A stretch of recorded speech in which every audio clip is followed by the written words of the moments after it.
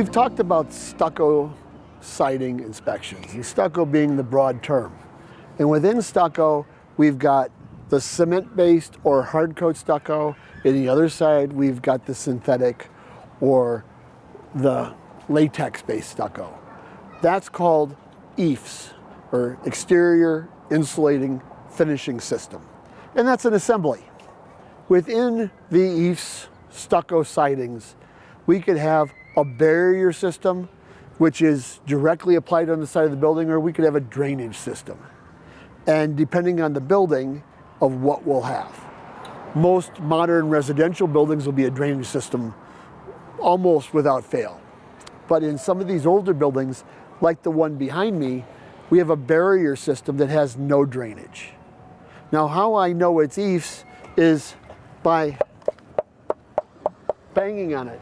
You can hear the hollowness of the EIFS because I do have a foam layer that is directly behind our surface or beautiful finish layer.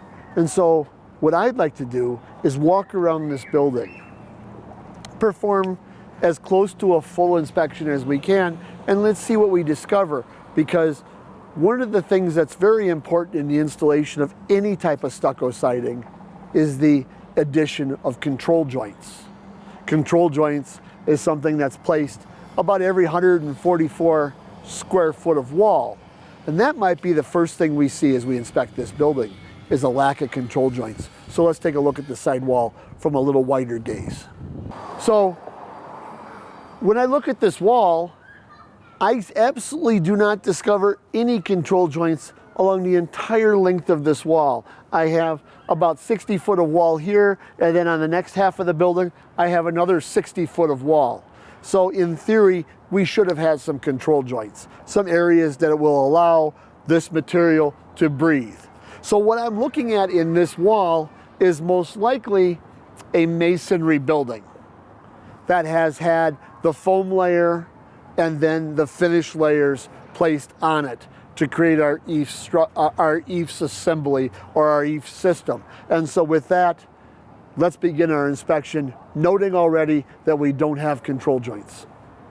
One of the things I would definitely put in my report is they've had some previous repairs here.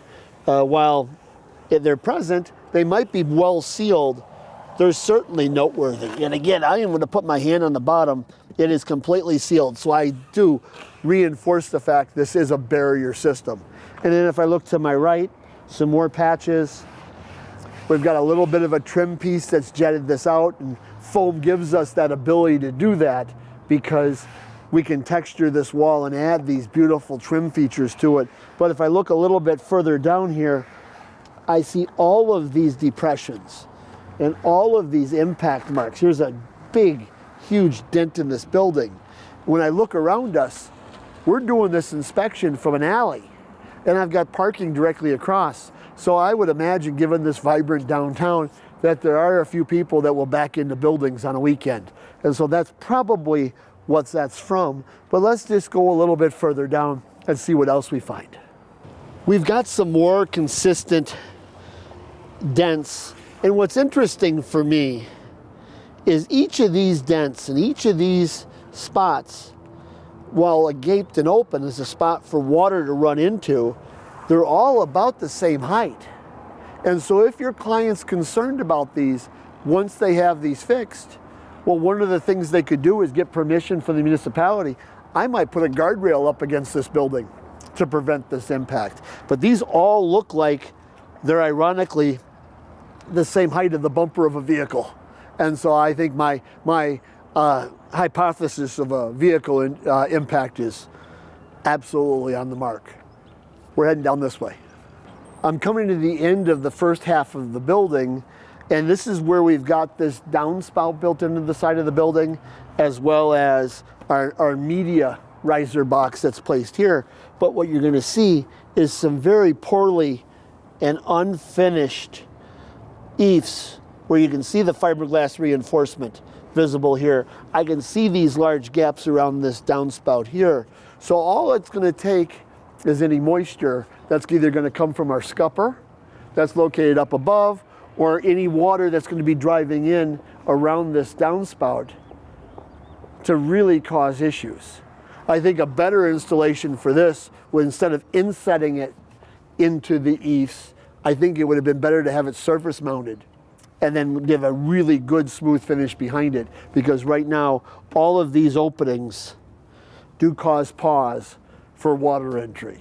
And depending on what our substrate is, which I'm believing it to be masonry, but depending on what our substrate is, could cause additional damage to the interior of this building. Our lack of control joints is really showing up as we wrap our wall down around this soffit area. You can actually see where there's some small cracking starting to develop. And what's interesting on that cracking, when we think about water and how it rolls and has this capillary effect, as the water rolls down the face of this wall, it will potentially get up into that crack from the underside and start causing issues. Or because of a lack of control joint, we could have any type of crack that happens on that vertical surface actually start manifesting and causing damage to what we'll call this soffited area here at the entry into these businesses. As we move a little bit further down these storefronts, and I've got this small portion of window wall on this storefront here, I'm actually seeing where we've got an open vertical seam next to this open horizontal seam. As the water runs down, because there's no awning or any other covering on this window, as the water runs down this window, it will want to get into that sill. And when it gets into that sill, it's going to get into that vertical crack. Even something as simple as some sealant, caulking on these corners will do a long way to protecting this siding material. But this is definitely something that I would photograph and place in my report. So as we're wrapping up the exterior inspection of this building, we've had a lot of openings. A lot of vertical to horizontal seam openings that are going to let water in. We've determined that this EIFS is not a draining system, but a barrier system. And we're just going to want to note all of those things. These issues, like any openings that might be around our penetration, like where these gas pipes are penetrating the building. But beyond the EIFS, let's take a look at this old windowsill that I have next to me here. This old windowsill is deteriorating quite substantially. But beyond the deterioration, you're going to actually notice that it's actually rolled inward. So rolling inward like that is going to let any pooled water, any driven rain, anything getting in the building. So when you're doing your inspections, organize your plan. Make sure that you can thoroughly identify all of the exterior of the building so that you're confident that you know that you've seen all of the exterior from the ground level that's possible. And in this case, I can be very general.